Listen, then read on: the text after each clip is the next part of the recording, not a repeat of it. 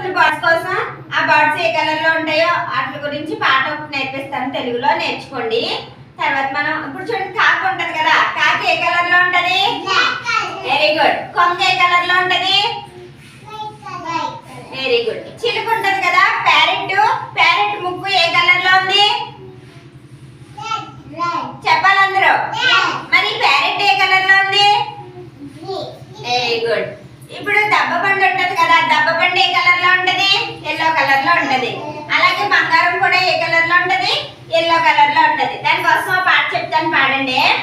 కాకమ్మ నలుపు, కారు మబ్బు నలుపు, కొంగమ్మ తెలుపు, కోడిగుడ్డు తెలుపు, చిలక ముక్కు ఎరుపు, దానిమ్మ ఎరుపు, చిలకమ్మ పచ్చన, చెట్లన్నీ పచ్చన, దబ్బ పండు పసుపు, బంగారం పసుపు.